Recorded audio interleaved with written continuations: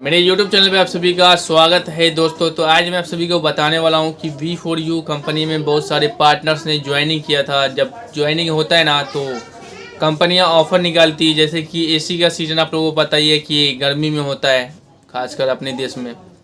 और तो बहुत सारी कंपनियाँ आती है जब एसी का सीज़न स्टार्ट होने वाला होता है तो ऑफ़र देती है। तो उनमें से एक ये कंपनी थी V4U, जिसका मैंने वीडियो भी बनाया था।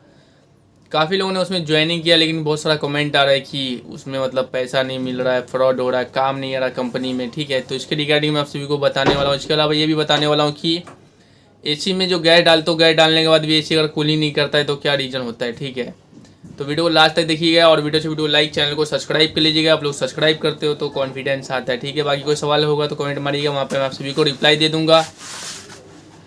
तो सबसे पहले तो V4U के बारे में आप लोगों को बताता हूं दोस्तों। जैसे कि मैं बताया हूं कि आप सभी को कि जब सीजन स्टार्ट होने वाला होता है तो उससे पहले बहुत सारी कंपनियां मार्केट में आती है, जैसे कि अर्बन कंपनी होगी, नो ब्रोकर आया था, जयडाइल भी आता है, सुलेखा कंपनी आती है, और इसके अलावा डेली पिट, और फिर V4U कंपनी। इसके अलावा और भी कंपनियाँ जो कि एसी सीजन से पहले ही एसी टेक्नीशियन को हायरिंग करते हैं। ठीक है, बट इसमें से कुछ कंपनी ऐसी भी होती है जो कि टेक्नीशियन को मतलब अपने पास ज्वाइनिंग कर लेता है, और ज्वाइनिंग करने के बाद क्या होता है कि उसका पैसा वगैरह या तो फ्रॉड कर लेते हैं या फिर देते नहीं है। ऐसा ही कुछ कमेंट आ रहा है V4U कंपनी के बारे में। ठीक है, तो इसमें जो भी ज्वाइन कर रहा है तो भाई इस चीज़ को ध्यान रखिएगा। मैं इनका कमेंट वगैरह भी लगा देता हूँ, यहाँ पे देख सकते हो। यहाँ पे कई लोगों ने बोला है कि कंपनियाँ मेरा पैसा नहीं दे रही है, या फिर उसमें सैलरी 8-10 हज़ार रुपये के आज से ज़्यादा बढ़ता ही नहीं है। ठीक है, तो जो कि हेल्पर वगैरह वो लोग काम कर सकते हो, बट जो कि टेक्नीशियन वगैरह वो उसमें ज्वाइनिंग ना करें।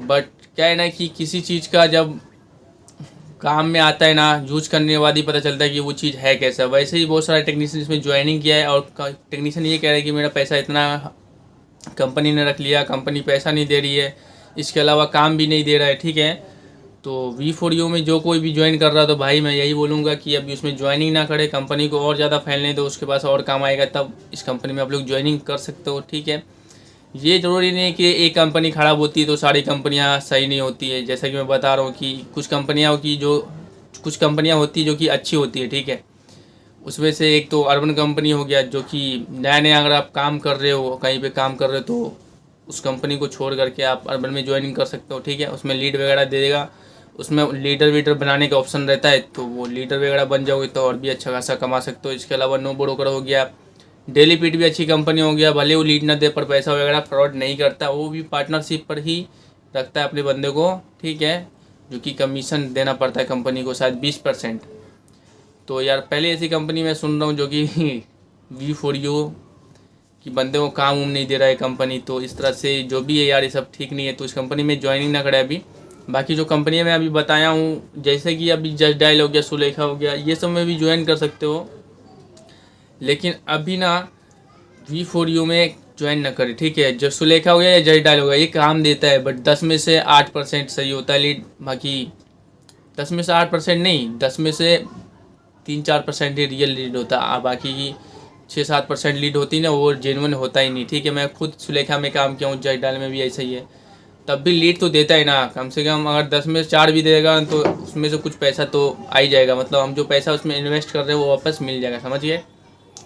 और इसके अलावा दोस्तों इसके ऊपर मैं बता दिया हूँ आप सभी को कि V4U कंपनी में ज्वाइनिंग नहीं करना अभी, क्योंकि बहुत सारा ऐसा रिएक्शन आ रहा है, तो आप लोगों को मैं ये चीज़ बताया हूँ। ठीक है, इसके अलावा कई सारे टेक्नीशियन ऐसा होता है जो कि एसी में गैस डालते हैं, और गैस डालने के बाद भी एसी ठंडा नहीं करता है, जैसा कि मैं सुना हूँ। या फिर कोई और टेक्नीशियन जाता है और देखता है कि किसी और ने आकर के वहाँ पे गैस डाला है, सब कुछ किया है, फिर तब भी कूलिंग नहीं कर रहा है, जबकि वो बैक प्रेशर चेक करता है, वो भी सही होता है, स्टैंडिंग प्रेशर भी सही होता है। उसमें क्या रीज़न होता है कि या तो उसके अंदर प्रेशर होता है, प्रेशर होगा तब भी बैक प्रेशर तो उतना नहीं दिखाता है। ठीक है, तो गैस होता है, बट क्या होगा कि अगर आप सही से वैक्यूम नहीं कर रहे हो, या फिर उसके अंदर ज़्यादा हवा चला जाता है, या फिर कहीं से लीकेज है माइनर, तो फिर क्या होता है कि कूलिंग ठीक से करता नहीं एसी। इसके अलावा जो एसी हम लगाते हैं वो एसी 1 टन का लगा रहे, तो क्या उतना वाला जगह है कि नहीं, 2 टन का है तो 2 टन के हिसाब से वो वाला जगह है कि नहीं।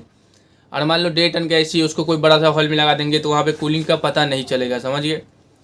तो अगर ज़्यादा जब कूलिंग नहीं कर रहा है तो सबसे मेन रीज़न यही होता है कि अगर आपने वैक्यूम नहीं किया इसलिए कूलिंग नहीं कर रहा है, दूसरा गैस है वो आपका अच्छा नहीं है। ठीक है, तो कई बार होता है मार्केट में चाइनीज़ गैस भी बिकता है, तो वो गैस डालोगे तो क्या होगा कि कूलिंग सही से नहीं करेगा। तो वैक्यूम करोगे अच्छे तरीके से। अगर आपका सिंगल स्टेज का वैक्यूम पंप है तो 1 घंटा करो, डबल स्टेज का है तो दो नहीं आधा घंटा करो वैक्यूम, ठीक है। और वैक्यूम पंप यही बोलूँगा कि जो डबल स्टेज का जो वैक्यूम पंप होता है ना, वो जल्दी वैक्यूम करता है, आधा घंटे में कर देता है। तो डबल स्टेज का वैक्यूम पंप ही खरीदो कोई अच्छी कंपनी का, ठीक है।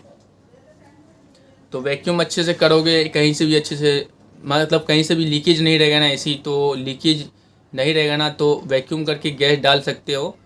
और बाई वेट भी डाल सकते हो। सबसे सेफ तरीका ये है कि अच्छे से रिपेयरिंग करो, पूरा लीकेज ढूंढो, वैक्यूम करो अच्छे तरीके से। वैक्यूम करने के बाद एसी में जितना भी गैस रहता है ना, वो स्टिकर में बता देता है कि 800 ग्राम पड़ेगा, 1 किलो गैस पड़ेगा। तो आप मार्केट से ना गैस उतना ही तोलवा करके लिया है और पूरा गैस वैक्यूम करने के बाद डाल दे एसी में और 5-10 मिनट वेट करें ताकि गैस ना पूरा एसी में सर्कुलेट कर जाए, ठीक है, यानी कि चला जाए, तब जा करके एसी को ऑन करें, समझिए।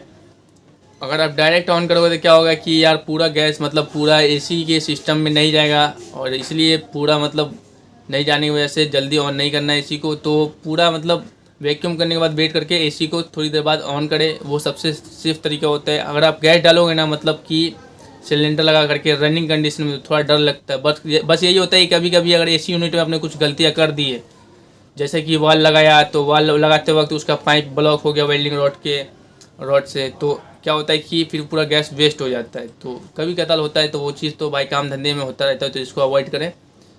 तो बस वैक्यूम करके गैस डालोगे तो ये प्रॉब्लम नहीं आएगा, बस कहीं लीकेज नहीं होना चाहिए, ठीक है। तो ज़्यादातर ये होता है, बस कंप्रेसर सही होना चाहिए। कंप्रेसर दिक्कत रहेगा तो फिर नहीं आता है। दूसरा एसी कहाँ पे लगा ये भी डिपेंड करता है। बाकी इसके अलावा और भी बहुत सारे रीज़न होता है, जो मेन रीज़न होता है वो मैं बता दिया हूँ। इसके अलावा ये भी होता है कि अगर आपका सेंसर वगैरह ख़राब हो तो भी कूलिंग नहीं करता सही से।